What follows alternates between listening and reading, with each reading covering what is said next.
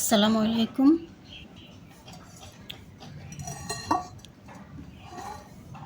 মাটির প্লেটটা আমার কাছে ভালো লাগছে, সেজন্য কিনে নিয়ে আসলাম। আসলে এরকম ডিজাইন, এরকম আরও অনেক কিছু আছে। পাতিল আছে, তারপরে পানি খাওয়ার জন্য গ্লাস আছে, ছোট ছোট কাপ, পিস, এগুলো এই ডিজাইনের।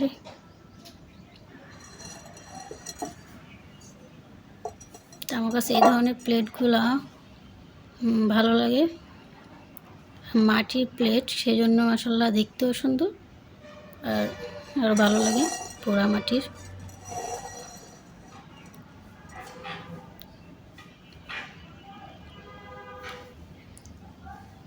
একটা ভর্তা রেসিপি করব আজকে।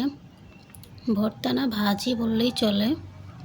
ভর্তা ভাজি একই রকম, কেউ পাটায় বেটে নেয়, কেউ ভাজির মতন করে নেয়। তো আমি ভাজি করব। এটাকে আমরা বলি থানকুনি পাতা।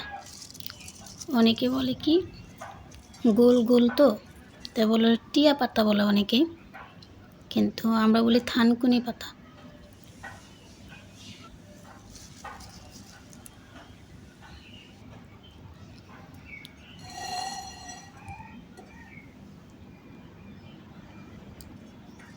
সুন্দর করে বেছে নিব একটা একটা করে, তারপর ভাজি করব রসুন দিয়ে।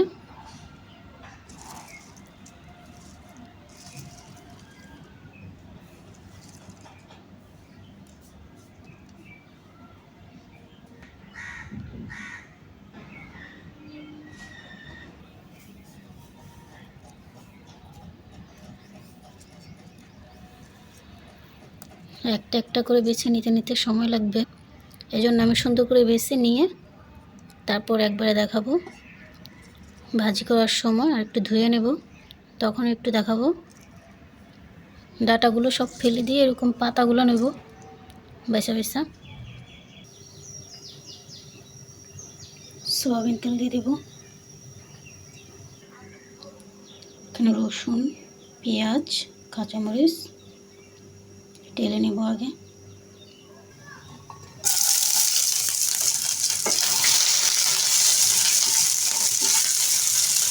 লবণ,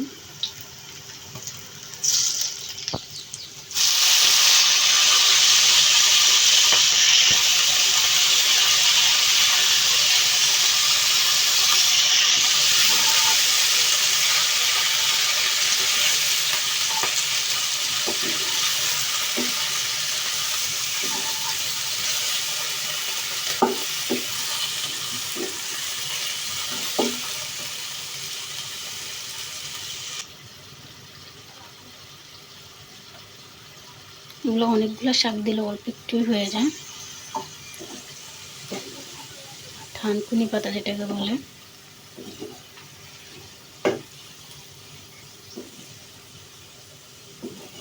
সিদ্ধ করে পাটায় বাটা বা এরকমভাবে অল্প একটু ভাজি করে নেওয়া।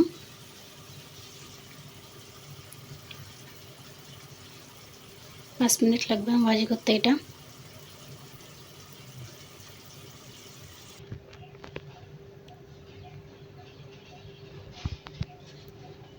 আর থানকুনি পাতা হচ্ছে অনেকগুলো ভাজি করলেও এটুকুই হয়ে যায়, অল্প একটু হয়ে যায়, সরিষা শাকের মতন।